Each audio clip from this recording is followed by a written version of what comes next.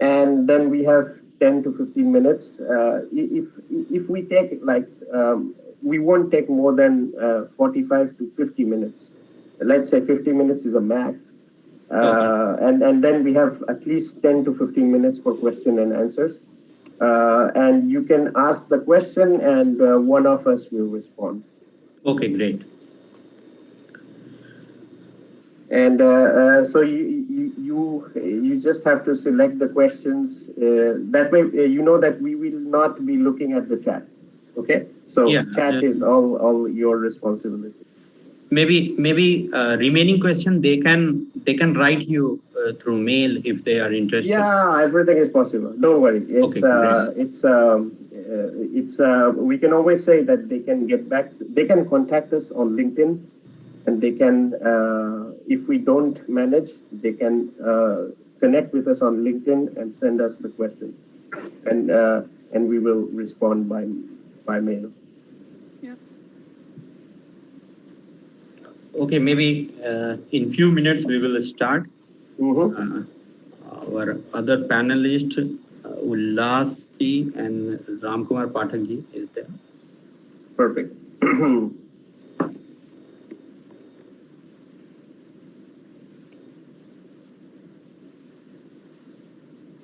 So let's wait 1 minute. Okay. What do you say, Dr. Yeah, Ben? I mean we have 3 minutes. So actually, okay. Already, my friend Kasha has already joined. Ah, yeah. I see her in the chat, yeah.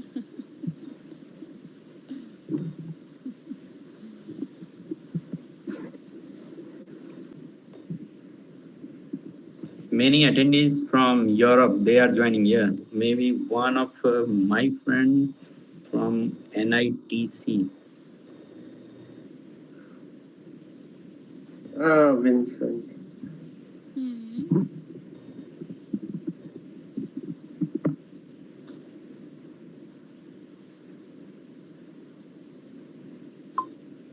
All right, so what do you propose? Should we wait for another 2 minutes for others to join, or can we get started? I think we can start.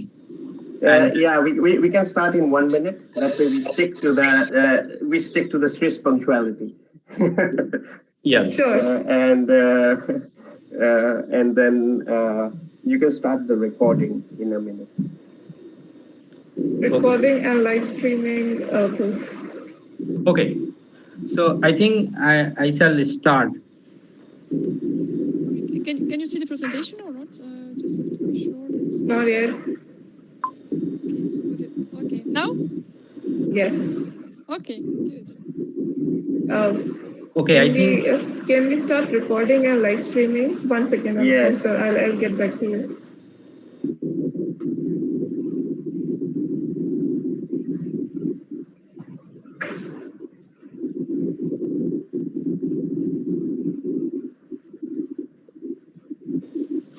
Yes, so looks like both are on now, recording as well as live streaming. So it is a good time to get started with the session. Okay. From my side, very good afternoon to everybody who's attending this webinar. We are in week 8 of our weekly webinar series at Center for Advanced Studies, Lucknow, India. Thank you for joining in. Thank you for finding time for attending this webinar session today. Thank you to both the speakers, Mr. Mitunrida and Professor Katarzyna.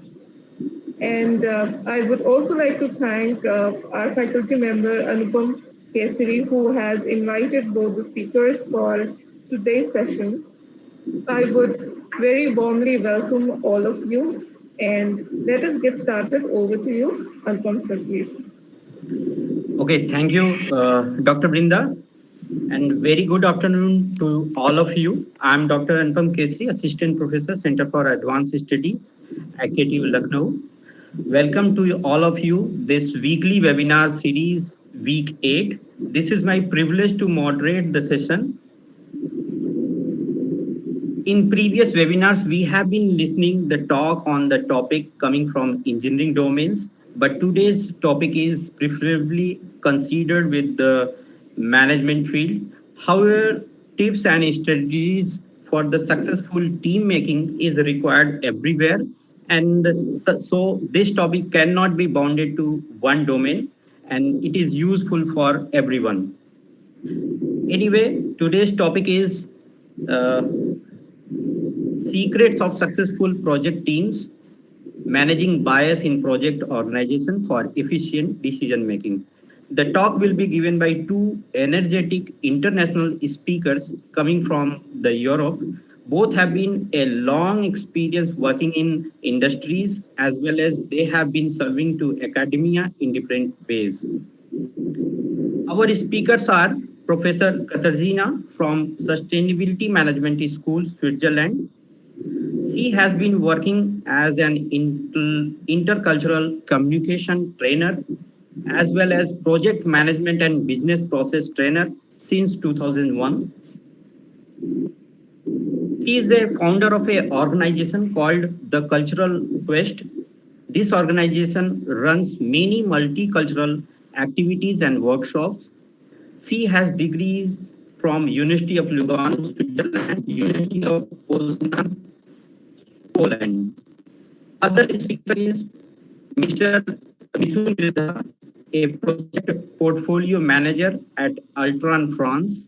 He is a multi-talented personality. He is a PPM expert, expertise architect, enterprise architect, intercultural enthusiast, and international speaker. He has lived and worked for a long period of time in 4 different countries. Mithun has delivered many invited talk and lecture concerning field of international businesses and project management at many business schools. So without taking so long, I transfer mic to respected speakers. Please, over to you, speakers, please.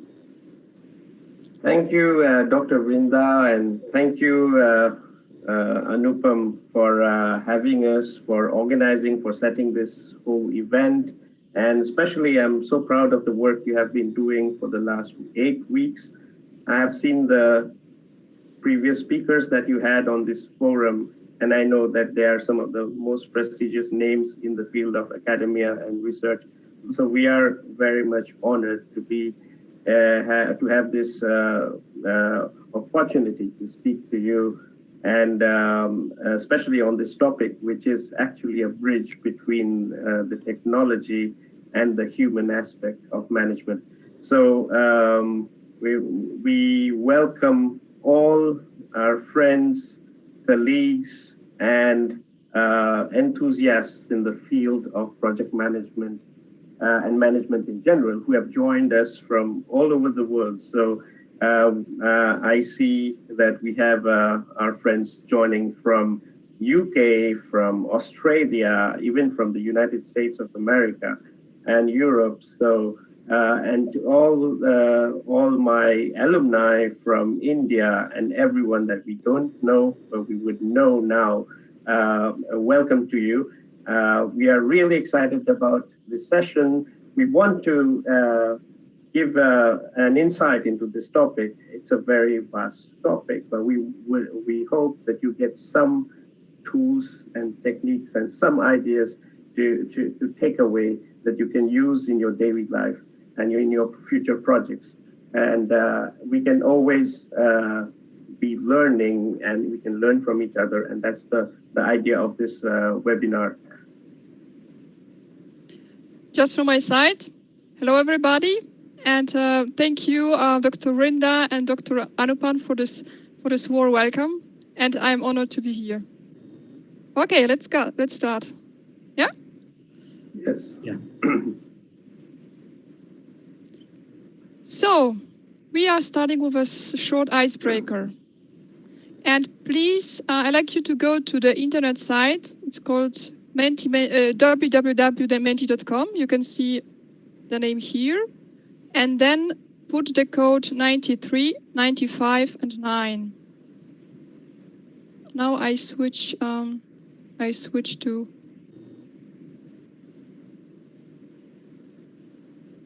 to the survey. So please write whatever cross your mind. And if you see something you see input that somebody put down before, please do it again, because the size of the font will show us the frequency. So the words will get bigger the more frequent you put the same words.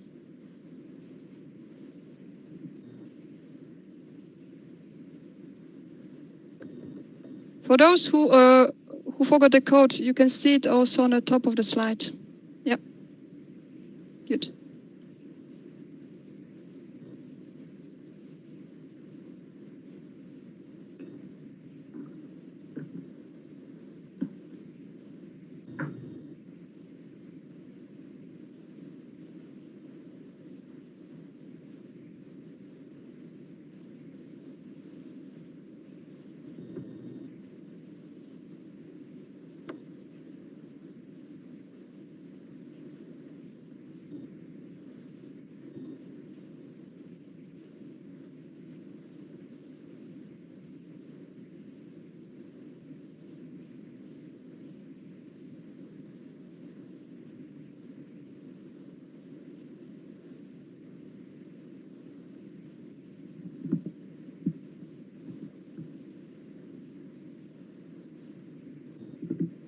Love this inputs coming up. So not focusing, biases, not flexible, that will not work. Concentration, rigid, conflicts, prejudice, habit, not flexible, labeling, overcomplication, negative narratives, wonderful. And I think we don't have a one clear winner, but I guess we know what we are talking about.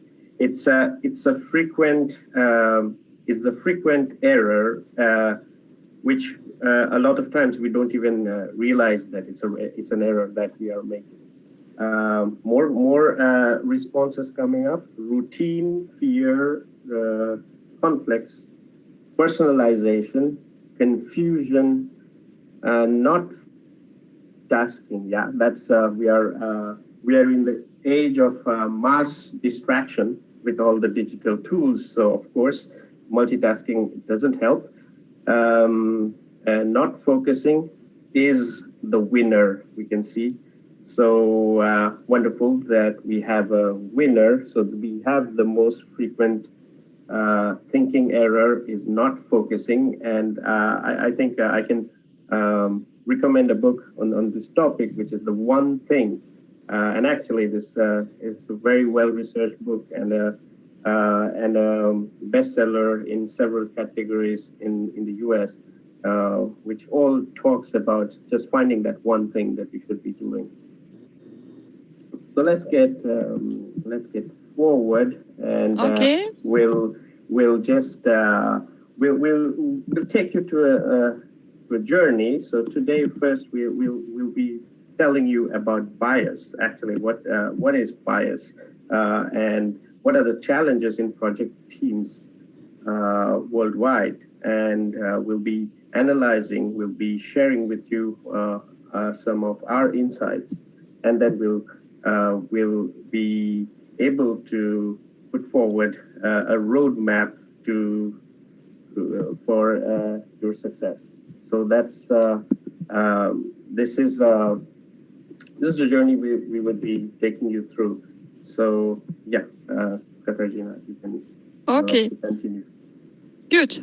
The next step will be a short test that we'd like to take now or make with you. And I'd like you to think, not to say aloud, but to think, what role defines this number sequence? Just thinking for a moment. And then I show you 3 other sequences. When you have a look at them, what do you think? Which of those 3 fits the first number sequence? Now, Now you can tell us. Last one. Please use the chat. Okay, maybe no, we can do it aloud because it would be quicker. Me too. Okay, let's do that. Yeah. Okay, the last one. Okay. Anybody else? Yeah, last one.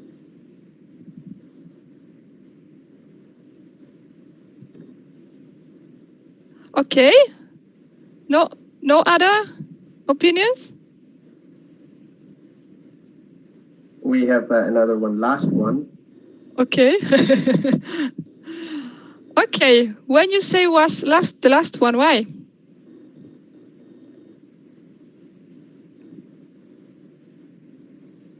Why do you think it's the last one?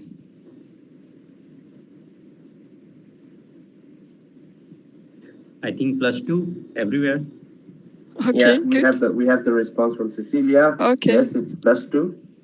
Okay. So if you said 2020, 2024, actually you are wrong because all of the sequences fit. And the simple rule is that they are getting bigger, yeah? The numbers are getting bigger. But so it's not about being right or wrong, but it's about our thinking process. And the question is, how many options did you took into consideration to explain the rule? Was it only one? Or was it more? If you focus on the first one, it means that you actually unconsciously trapped into that you fall to the trap of the confirmation bias. So it's looking for the evidence that support our way of thinking, and then we discard about other possibilities. So it's a kind of narrowing us in our thinking process. Yeah. And it was actually the first step to talk about cognitive biases, and to come over and to give you a bit of theory. The confirmation bias is one of the cognitive biases, and a cognitive bias is a systemic error in thinking that affect our decisions and judgments that we make. So it's kind of mental shortcut that we follow, using our past experiences to make assumptions. So it comes, or this research says, or neuroscientific research says that our mind is overloaded with 11 million pieces of information every second, but we are only able to process 40 of them. So in 90%, our mind make unconscious decisions, and we are not really aware of them. And all this happens because the brain has two goals: to stay efficient and to be quick. And but to be efficient, it needs a lot of energy to handle the data. So it just discards the information that it doesn't need. Yeah. So that's why we have the tendency to simplify new information. And bias is generally associated with a negative way of thinking, but there are also biases with positive connotation. And so we speak about the halo effect. So it's to have a positive opinion of somebody, that it's based on the first impression that we get about a person. But the reverse side will be that we will be hampered to change our mind, despite the fact that the person also may behave in a negative way. Yeah. So we are kind of framed a bit. And just to give you an example that don't go far away from the reality, it's when you look at our family, yeah, sometimes it happens that the parents have a favorite daughter or son, and it makes them really hard, or it's very hard to convince them that the child is not as that perfect as they think. And whatever the child would do, the parent would look for mitigating circumstances to explain the negative behavior, and it would be on the other side would be more judgmental towards the other child, yeah. And But there are also other examples, and less benign one would be when we look at the professional world. So when we give a preferential treatment to a candidate during a job interview based on a positive first impression, it would also have more severe consequences, because we may be driven by the appearance of this person, and we also can make just a quick check of the required skills without digging into details. So then, just to conclude, there are a lot of biases, also more than 180. And we can say that the brain, the way our brain think, addresses 4 key issues. The first one is, what should we remember? The second one, they need to act fast. The fourth one, not to attribute enough meaning. And the last one, too much information. And later during the analysis that you are going to do, we will come back to these four categories. Good. So it was just the short definition, and then I will go to the next slides and to the next point of our presentation, challenges. And so the challenges that we have in our international projects, so this is what I've seen in my professional life in consulting and in being internal project manager or portfolio manager and a decision maker in large portfolios. The biggest challenge is resolving conflict.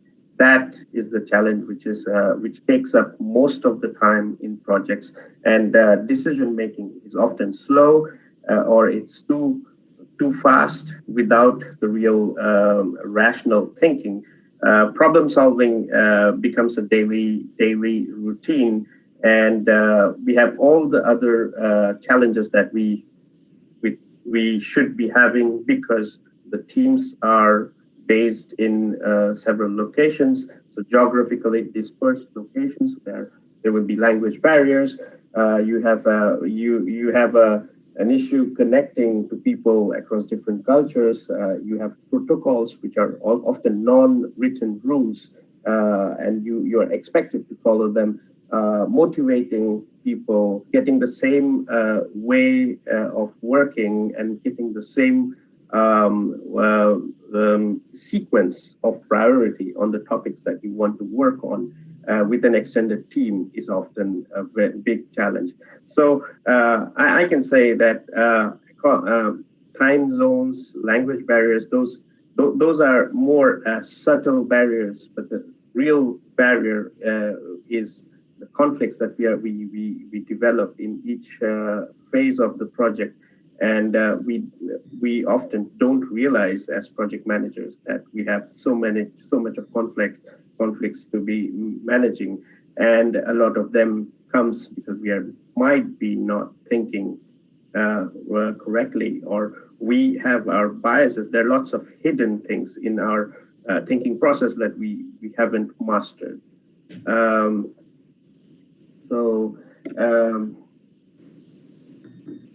Katarzyna, you can maybe take us to this question. Yep. So I like to go back to the menti.com website and to put the same code 93, 95, and 9, and then we have the next question, and here it is. So I like you to put down what do you think? How do German projects look like? Just a one word answer, but you can submit several times.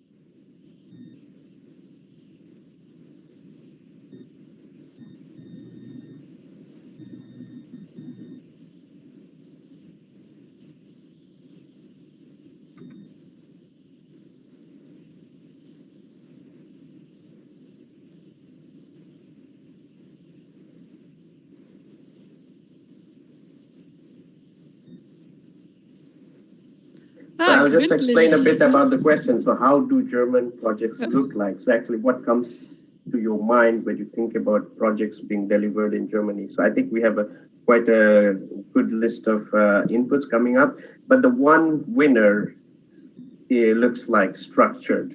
So structured, straightforward, inflexible, efficient, fachlich, okay, process-driven, professional, grünlich, so very green, agenda-driven, so systematic, hierarchical, efficient, straightforward, clarity, over-structure. Well, we have professional, so process-driven. So wonderful inputs. Thank you. Yeah, thank you. So, yes. And also in this case, also it's this what you put is also interesting, and it reflects the way we may see and think about Germans. But actually, the sense behind the question is it your own opinion, or is it an opinion shared by your environment, and it's not based on your personal experience? So, because if it's the second case, we may deal now with another bias that it's called implicit stereotyping. And this bias falls into the category, what should we remember? And in this case, our brain follows the thinking pattern that discards specifics from generalities. So when we get new information, we put them into certain often pre-existing categories. And so we may match new information with the schemes without revising them and without checking if they really correspond to the reality. Yeah. So it was kind of trick from my side. And now I like you to give you 2 examples of challenging projects. And that maybe don't necessarily have international character, but that might contain also a lot of challenges and biases on the way. And the first one comes from Germany. That's why I also ask you to give your opinion about Germans. And this project maybe also a bit contradict your very positive input that you gave us before. Because it's about constructing of a new airport in the south of Berlin, and that is called Willy Brandt. And I put you a lot of information on the slides. I'm not going to read it, but just to show you how many postponements and challenges came along this project. Yeah.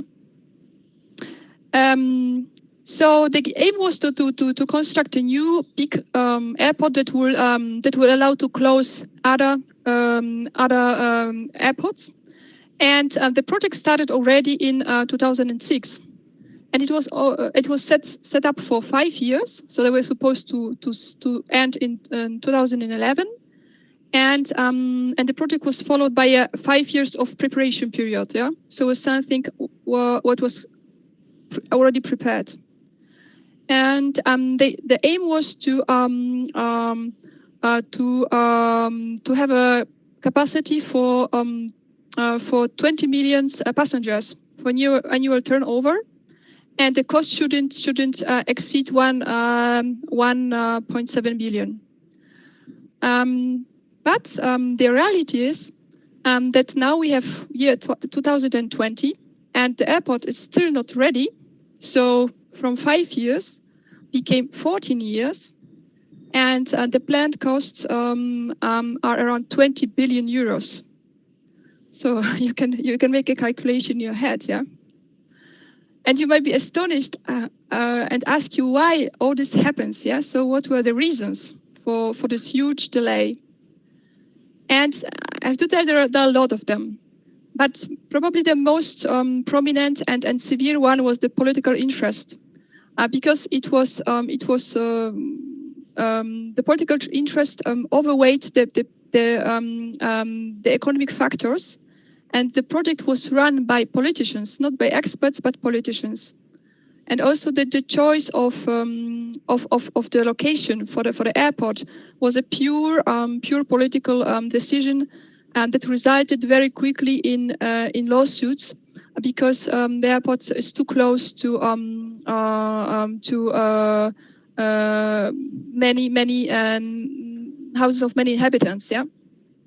So we may say that the vanity of politicians resulted, or can be translated into a planning fallacy, optimist bias, and overconfidence. The second point was that there were a lot of turnover in the management board, because the people that were telling truth, they were replaced by those who didn't. And there was a lot of miscommunication, and a climate of anxiety has been created. Yeah. And again, if we want to translate into biases, we can say that the confirmation bias and the assuredness bias were very transparent in this case. And there are also a lot of technical reasons that contributed to the postponements, to the failure, and they came to the light only during the testing period. Yeah.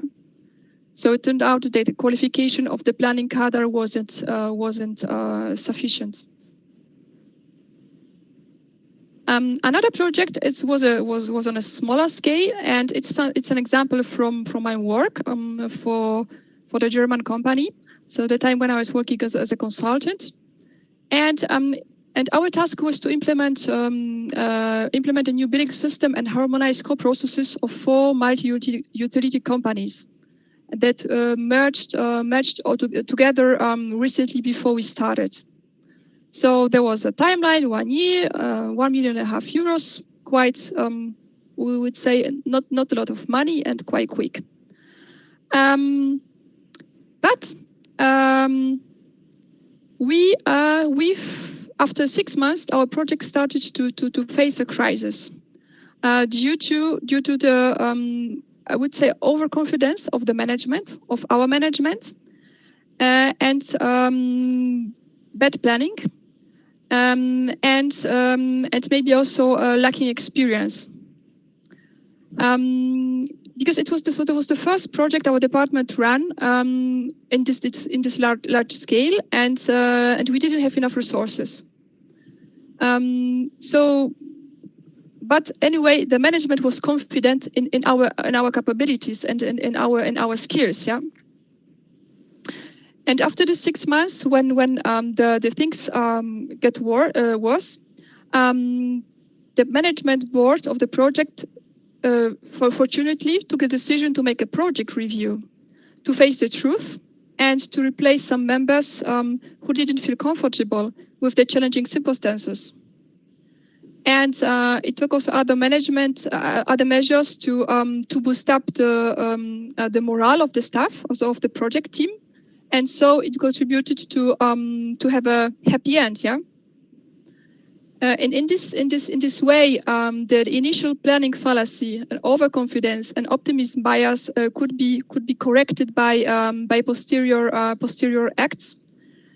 But only this was only possible because of the honesty and openness of the management, and because they were able and willing to admit their errors and to look for a common solution with the whole team.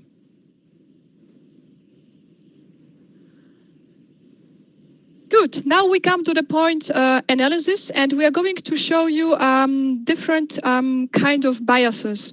We divided them into 3 categories: individual cognitive biases, project cognitive biases, and team biases.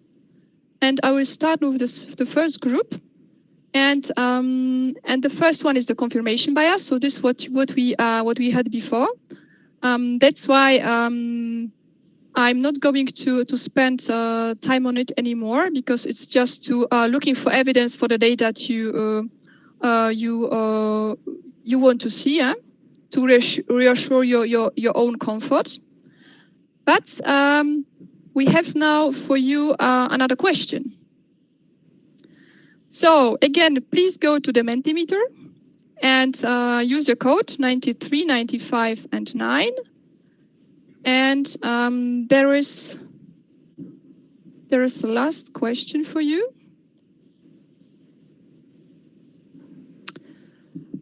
What percentage of supplier selections in project are influenced by confirmation bias? What is your experience?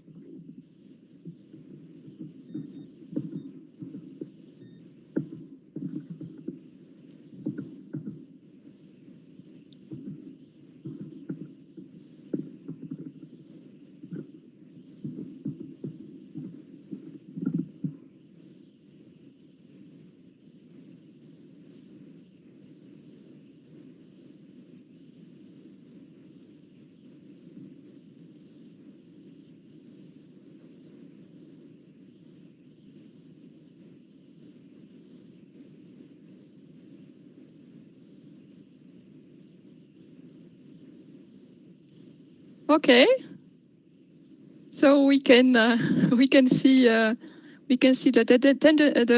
the percentage between 60 and 80% gets the higher score. And this question, or this short survey, it's actually an invitation to the reflection on how small this percentage may become when we start reviewing our thinking process. Yeah.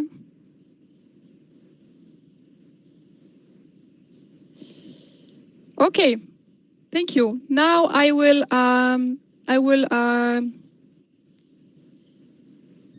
go to the next bias from the category individual biases, and it's anchoring. And anchoring, it's also serves the key category, too much information, and it's the situation when we hold on the very first information we get about something. So it might be something important or maybe less important.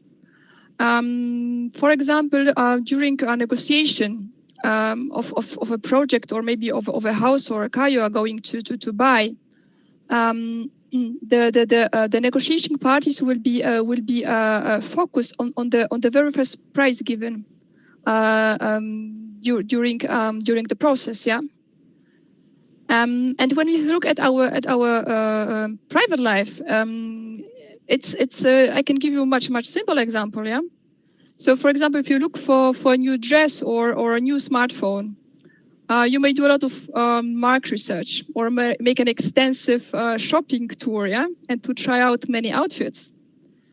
But eventually you buy, or very often you buy the first thing you saw, because you are unconsciously, but because your brain unconsciously set up a standard in your head, and subsequently you always found something what was missing or you didn't like in the further items. Yeah. So the last bias is overconfidence, and this bias serves the category when we have a need to act fast. So we tend to place too much faith in our knowledge, experience, and contributions. And speaking about me, I have to say I fell recently into this trap when I had to deliver a training to somebody coming to Switzerland. And because I did the training a lot of times before, I thought it's very easy. And also I talked to the assignee before to be clear about her needs. And so I knew what should I talking about. And the training went well. She gave me good feedback, but it said actually I didn't like certain points. And then it turned out that in my opinion, I should tell her much more and give her certain knowledge about Switzerland. But actually she didn't want to, she didn't need it because she knew it already. Yeah. So I was too confident in my knowledge and in this what I want to convey in my training. Yeah. And didn't pay enough attention to her needs. Okay. So next category. So it is, no, I'll talk to you about the project cognitive biases. So these are the cognitive biases which are affecting large projects, but also small, tiny projects. Because just because a project is very small, low budget, doesn't last long, doesn't mean that you wouldn't have any bias. So the first one, I think we already talked about the planning. So planning fallacy. It just means that you see in the first picture, you are ready to start on your bike and you want to go to your destination. It looks all smooth. You think like you'll be going all the way and like you'll reach exactly on the time. You manage the quality required by your stakeholders. You'll deliver on time and you'll respect the budget. But the reality is that you'll be going straight. You'll be falling into one of the valleys. You might even have to take a lift. You might have to take a connection. You have to take a boat where you have to swim. There might be sharks. There might be a whirlpool. There might be a hurricane. There might be a tornado, and there might be fire. So what all things can come into your planning? I have one project which was one of the largest utility companies in France and also in the world. It's in the Fortune top 100 companies. And this project was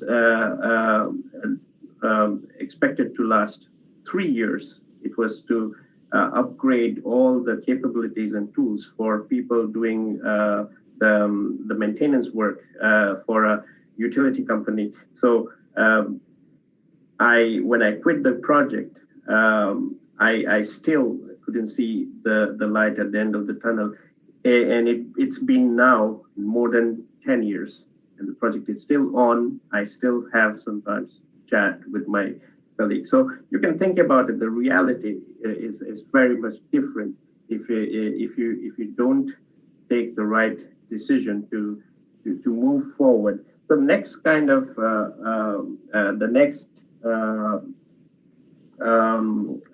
flaw or next kind of bias that we see is the sunk cost fallacy. It means the money or a resource that you have already invested in a project, and your current decisions are still being based on what you have done in the past. I'll give an example. For example, you want to go to a ski vacation, and you have booked your vacation in advance with an agency almost 6 months in advance.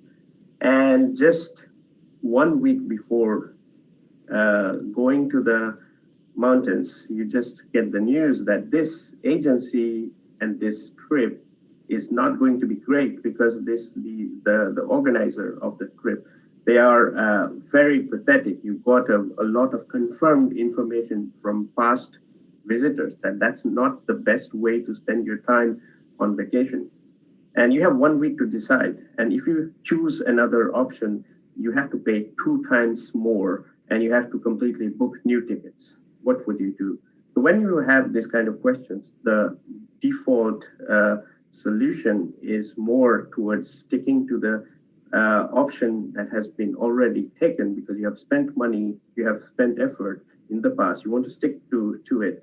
And this is what we do in large project decisions. So I'm talking about decisions that include between 10 and 20 million euros or even more, and where people exactly stick to this same sunk cost fallacy. So my solution to this, to deal with it, would be don't think about what you have already invested. Think about from now on, will the next decision serve my purpose? Will I go get closer to my objective if I spend another dime from my pocket on this decision? The next fallacy I'm going to talk to you about is the bias, the information bias. So much of information there in the SharePoint, in the connected in the connected systems. You feel that information is more valuable. You need everything. You need to explore every bit of information to take the decision. The reality is that you are actually swimming in a whole sea of information. You have to more likely filter out the information, and you have to find what is connected. You have to filter out what makes sense. You have to do your sense making, and that's what is most complicated in this world of projects. And let's move to the team biases. Yes, team biases, we have also three. The first one is groupthink. And it happens when people with a desire to harmony and conformity in a group make a decision that that results in an irrational or inattentive outcome. And this category serves the or this bias represents the category when we don't attribute enough meaning to new information. And the situation when we and then we fill in in this situation we fill in characteristics from stereotypes, generalities, or our past experience. And actually, I think this bias may happen to us very often because we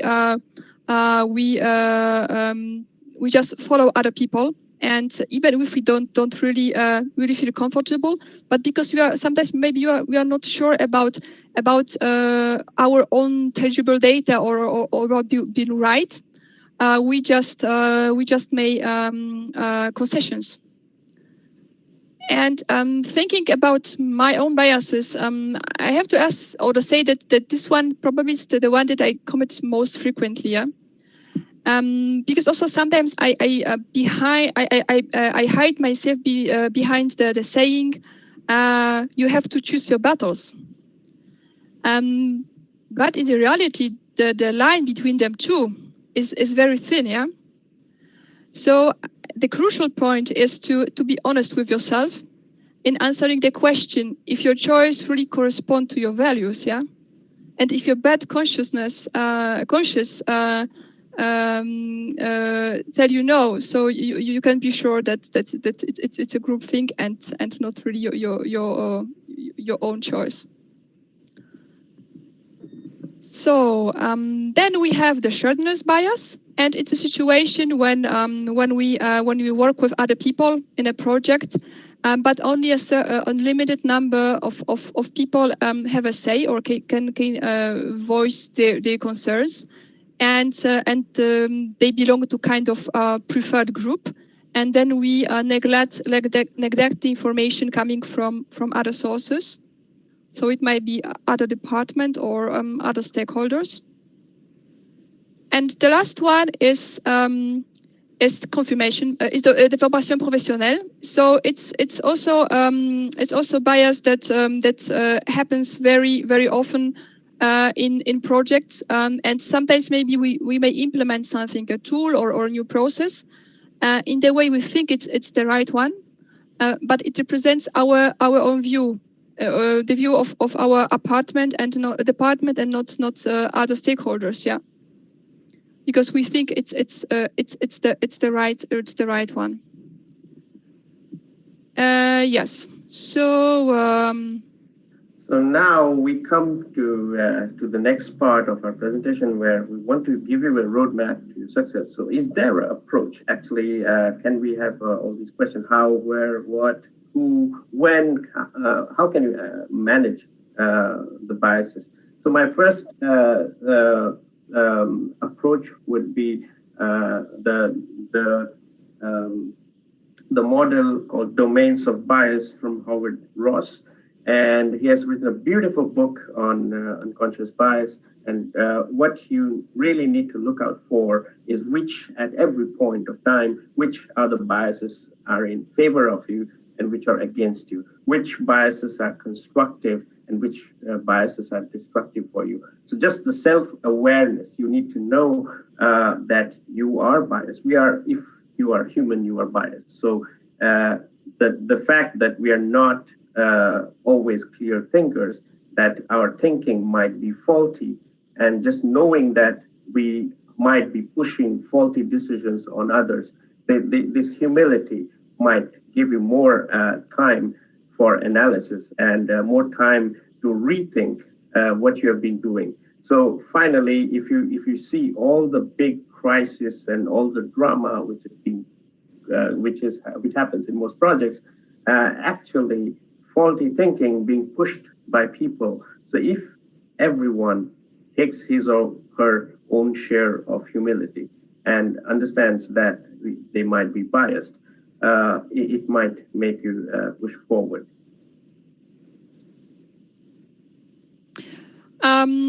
Now we'd like you to show a two-steps approach that we think may help us to conquer or to fight against our biases.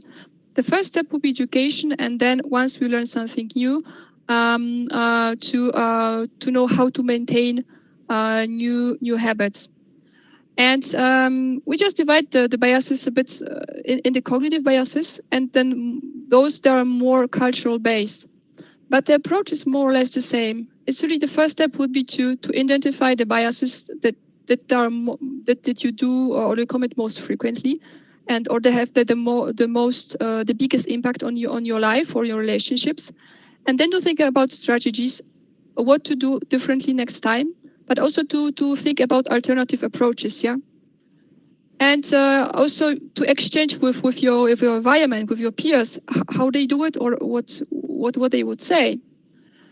And also you can learn about other biases, and there is a very good internet site on Wikipedia. We put the link on the left side when you can just see what it is and when it may occur, and then you can think about your solution.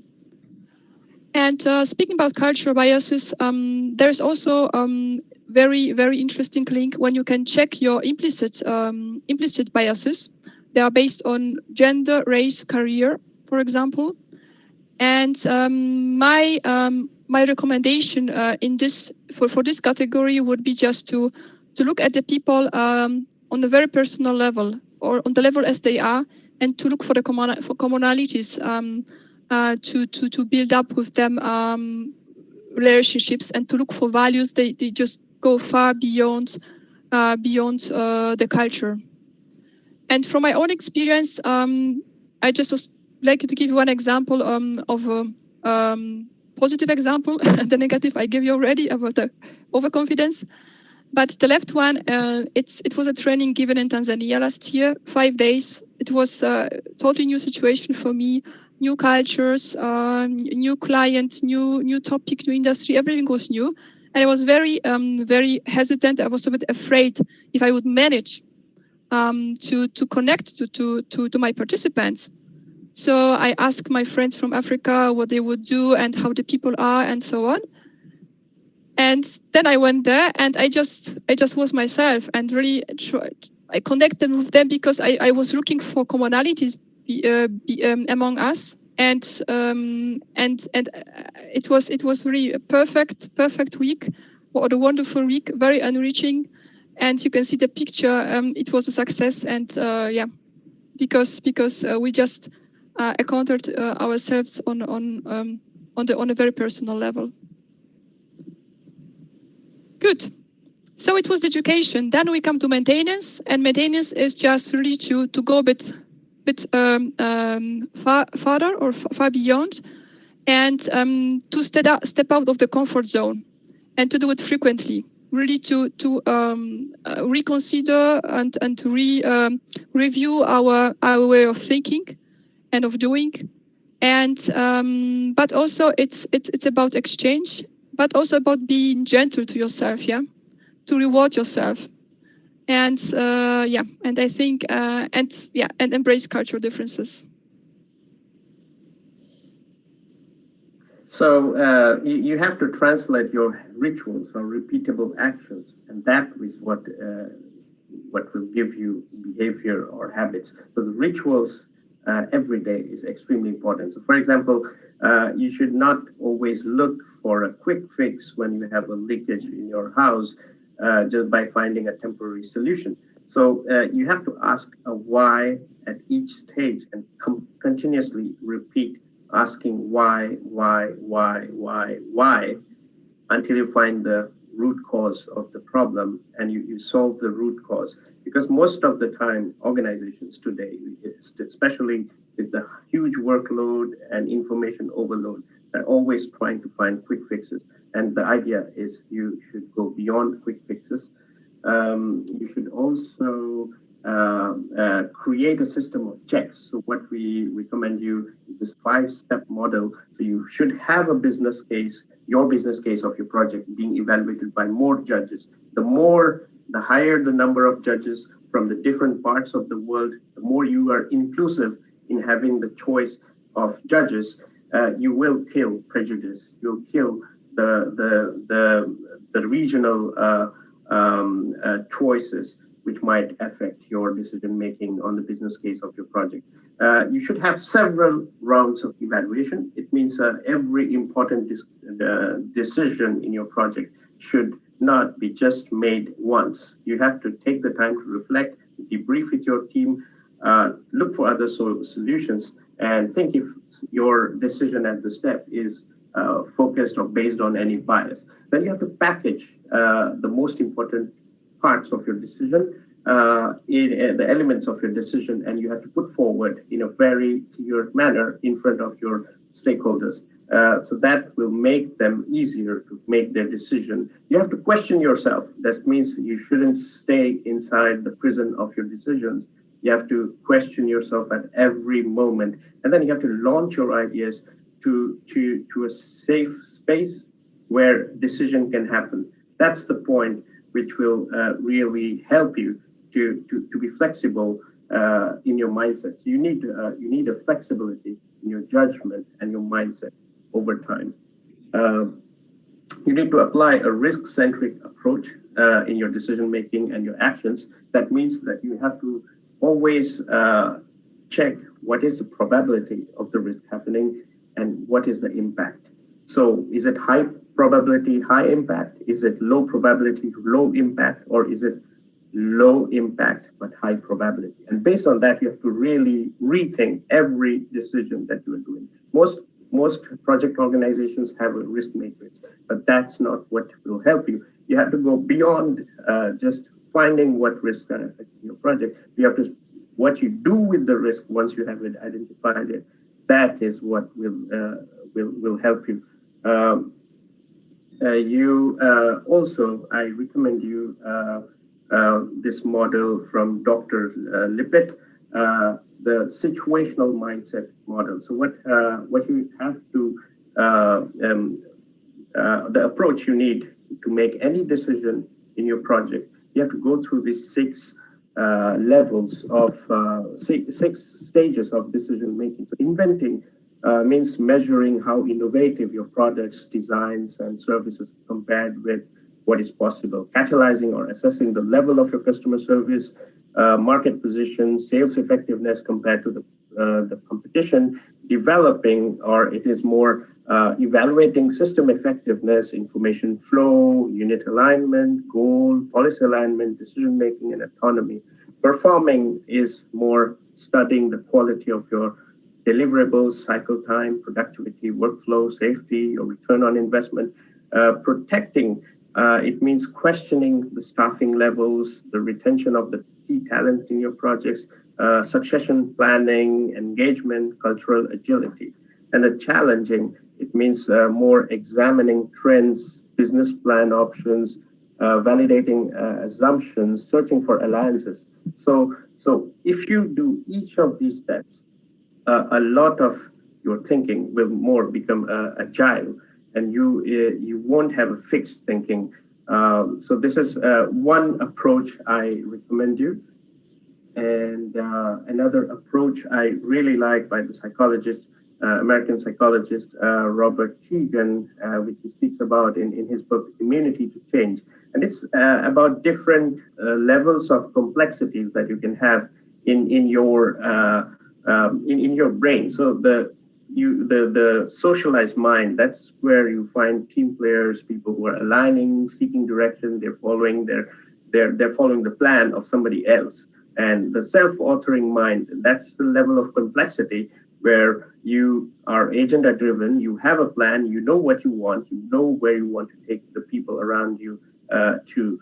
And if you are good at problem solving, you're independent, you know exactly where you are and where you are going. The only problem is you don't know what system is running you from inside, and that's pretty dangerous, because you are leading, but without knowing what is putting you forward, what is pushing you forward, and that's the limit of this mind. And if you go to the next level, which is the ultimate self-transforming mind, and this is more the meta leaders. So these leaders are always leading to learn. They're multi-frame, they are not fixed, they're problem finding, interdependent. So what they're doing is, you can't see yourself in the frame. These leaders, they have the ability to come out of the frame and look at themselves, how they're approaching, and that helps them to know that they're probably wrong. And this is what happened. I have a Japanese word I use in my presentations. I've been pronouncing it in a way for more than 10 years. And this week, I attended a presentation of a speaker based in Barcelona, originally from Romania, and she was pronouncing it a different way. I thought I would send her a message that, hey, you are pronouncing it wrong. It sounds very weird. And I was so much thinking about that. And then I said, like, what if I'm wrong? And I just paused. I went to a Japanese website. I looked for the correct pronunciation, and actually she was right. And there I again see, if I'm trying to question myself, that's helping me. So the word I'm talking about is called ikigai. That's the right pronunciation. And I was pronouncing it as ikigai all these years without knowing. And it means the why of what you do.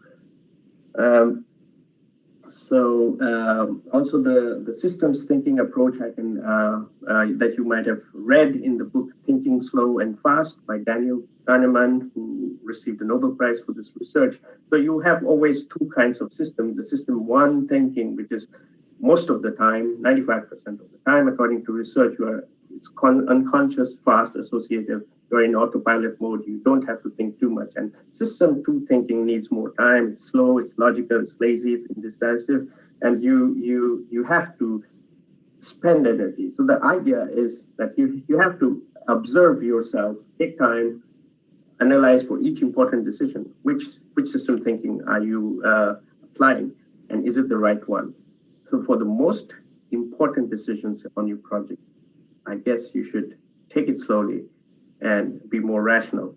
And that's the way, especially in large project portfolios. So you should know when you are in the pilot mode and when you are in the control tower mode. So pilots, they know how to drive the plane, they know how to reach the destination. But there are people back in the control tower, and those people are they know they are following the information, they're collecting the information from all the data sources, and they are applying their analysis, and they are guiding the pilots how to reach the destination. So you need both. You need pilots and you need control towers. And what you need to do is always switch perspectives and use checklists. Like pilots, they always have a checklist for security before any flight. And if they are not ashamed to use the checklist, why should you be ashamed to use a checklist? I have all my junior project managers on my projects. Every time I ask them to use the checklist, yes, I have seen it, I have done it many times, I'm going the right way, and they fail. So the idea is, even if it seems like the checklist is repetitive, boring, the same steps, still you should do it, because one thing you might miss might cost you a lot more later. And I can. These are the books I recommend you, especially the Everyday Bias from Howard Ross and The Art of Thinking Clearly. That's fantastic. And so you have the Cognitive Bias Codex, which is on Wikipedia, so you can find all the details of the biases. And so with this, I think we managed to share what we wanted to put forward as an approach. So I open the floor to questions and answers. Okay, very nice. For it's a wonderful presentation, and you have explained three types of bias: individual, project, and team bias. And all the inside details you have given. It was really fantastic. So from the audience, we have three questions. I think I may take first one. How to clearly identify differences between cognitive and cultural bias when you exchange with your peers? Exchange with your peers means they are asking the differences between cognitive and cultural bias and the moment when you are exchanging with your peers. Okay, thank you. Katarzyna, you want to go ahead? I think it's okay. Our cultural biases, they are also cognitive biases because it happens in our mind. Yeah, so there is no clear distinctions.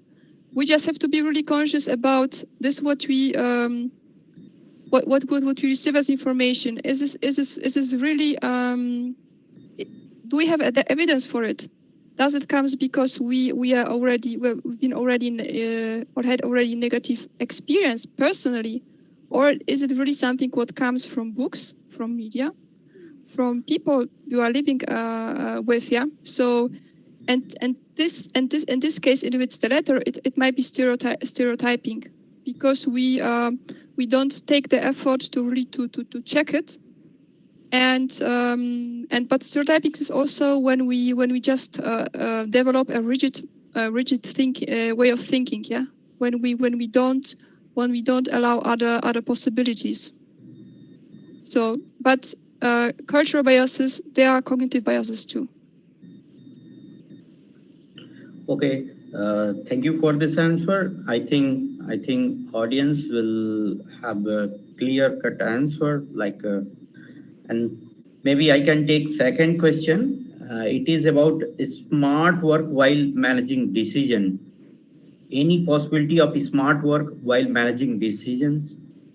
Means what is the role of smart work? Will it affect?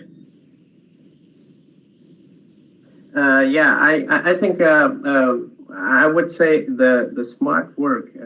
The idea is that any ways when we do a project by the default mode, we are not taking the time to think about all the biases that we might be having.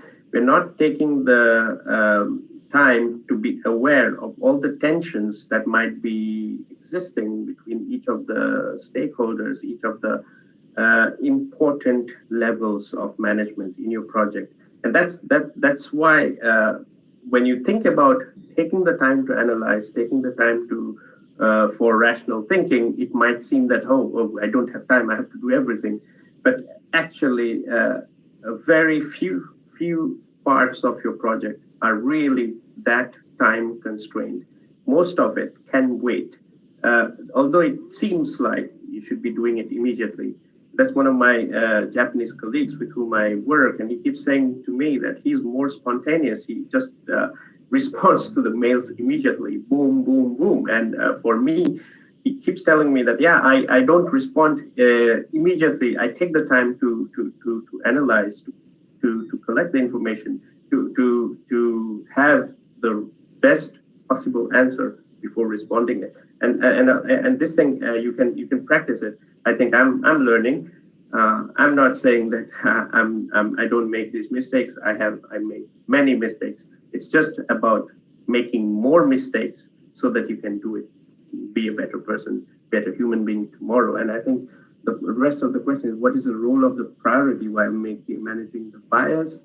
Is the case that one bias would cost lesser than the other? I think priority is important in when you are analyzing.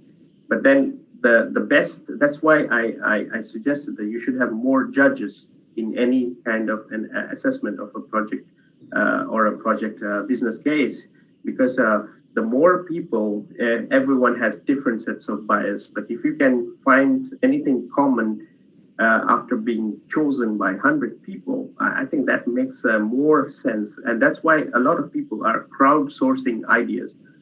So many people I'm seeing, they are crowdsourcing. It means they're putting, for example, authors who have a book, they write their names of the book proposals, the titles, 5 titles, and they ask thousands of people on social media to choose which one do you find it well. If they have a book cover, they ask 4 or 5 designers in parallel to work on the book cover, and that way they ask the audience from different cultural backgrounds and different geographical locations to choose which one they find best. And I think that that's the best way to have less bias, because you never realize which biases are behind your own thinking. So I feel I think it doesn't really matter which bias will cost lesser than the other. It's more how we can take the best decision for a particular situation in which we are making the decision, for the situation, for the constraints, for the time on the project. We have to take the best decision at the moment. And then in future, you should never question the decisions you have taken in the past, because you have to, once your decision has been taken, you have to just go forward and make it happen. And that's the secret. If you make a decision and keep complaining about I might have done a mistake, then you are losing a huge amount of your time just on this. You're making yourself sabotaging yourself after your decision. So that's not what's going to help in your projects. You have to be as rational as you can, or you have to also use your intuition. You have to use all the resources that you can take to make the right decision at the time, what you can, and then you have to go forward. That's the only way I can recommend you. Any more questions? Yes, one question is, thank you for the answer. Actually, one question is from me. Okay, there is a common perception nowadays, like when small firms or startups, they take project, they deliver it faster than the old firms, big firms. It's a new emerging perception. So I'm asking your opinion about it. Is it right, or is there a role of bias in big firms? They are not deliverable, is as fast as deliver the project as new startups they deliver. Wonderful question. Thank you. And extremely relevant for the topic. So I can tell you that small companies have very less people. So it just means that the team is extremely well knit. They are very well connected. And even if they might have biases, it's not just the biases, it's the effort of work as a team that you can put forward. So the more people come into the team, as soon as the company starts growing from 10 to 20, 20 to 40, 200, 5,000. So I have been in many of those organizations, especially I was in a consulting firm, we were only 5, and then the company grew to more than 20. And in another startup I worked, we were less than 40, and now after 10 years, there are more than 100 employees. So big changes. I even worked in a startup firm in India, which was in software services. We were less than 500 employees, and now after 17 years, I see in LinkedIn that they are listed in the category 10,000 plus employees. So huge growth. So growth brings in new people. It also makes it more complex. So And complex means it's more becoming like an elephant. Okay, you have weight, but it also means you have to be very careful where you're putting your feet, because it seems like these big companies will never fail, but actually it's as easy to fail in projects today for big companies as for small companies, because now we are in a globalized world when the sourcing is done through the internet. You have so many tools. You're connected to big audiences. You can get sourced parts of your project delivery from another part of the world for a fraction of cost, which might have needed before to make this kind of analysis. So you have much more choices available with the technology right now. So we might think that big companies are more having more capability, but what the main difference is that big companies have more tried experience. They have more time. They have been working for a longer time. What they forget is that they are sometimes stuck in their own thinking, and that's where elephants are stuck, and they make mistake and they might die. And for big companies to be as innovative and as productive and quick as smaller companies, then they have to reinvent themselves. And this reinventing yourself continuously, that's what will keep a large company at its highest performing levels, which we can see. Like just take an example of IBM. How many times IBM has changed the business model over the time. The company is almost 100 years old. There are many more examples. So I can recommend you the book by Jim Collins, Built to Last, where he did a fantastic research about what made these companies profitable and going and innovative over time. And so he took only the companies which have been in the market for over 80 years and which are working globally. So that's what we can say, that to make a big company run, you need more effort. So if you find those teams extremely well connected, if you have the real teams, real values, working with the right level of rational thinking, I think they can deliver the same level of project delivery as a small company. Did I respond to your question? Okay, thank you. Thank you for this. If I may just add one aspect, because you also ask if the small companies are more or less biased, yeah? I think it depends on the composition of the company. So if you have people they are challenging in small companies, if they're challenging each other, they will be less biased because they would reframe this what they are thinking, yeah, and maybe check for other solutions. So if there's somebody who's playing devil's advocate, they would make them less biased. But for sure, because of the flatter hierarchy, they can make quicker decisions. Yes. Okay, that's it. Yes, it's a very convincing answer that you both have given. Okay, we are moving to close the session because of this time pressure and limit.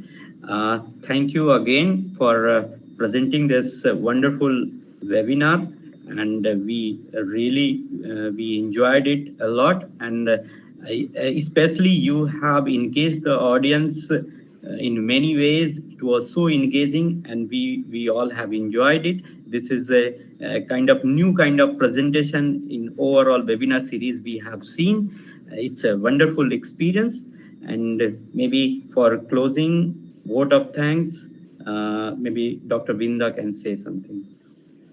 Thank you everybody for being present here, attending the session, also taking part in that Mentimeter questions, which was very interesting to me. And thanks to both of you for your time and efforts in the session. We are running out of time and we have another webinar scheduled, so I would like to wrap up soon. Okay, fine then. Have a great day. Have a good day, and I shall talk to you about future webinar series through emails. Stay connected and keep learning. Thank you very much. And for Thank the you. audience, both of the speakers, they are available on LinkedIn. If you have any question, any query, you may contact them over LinkedIn. With just by typing their name, you will find them. Okay, thank you all of you, and both of the speakers, they have accepted our request. This is wonderful, and we will and you have taken interest for this webinar. We are very thankful to you all. Thank you very much, Anupam and Dr. Vrinda. Wonderful for hosting and for inviting us over. And thanks to the audience. It was a pleasure, and let's keep the discussion going forward. Thank you from my side as well. Yeah. Bye. Thank you for this opportunity. Bye. Bye. Bye. Bye. Bye. Bye. Please close the session.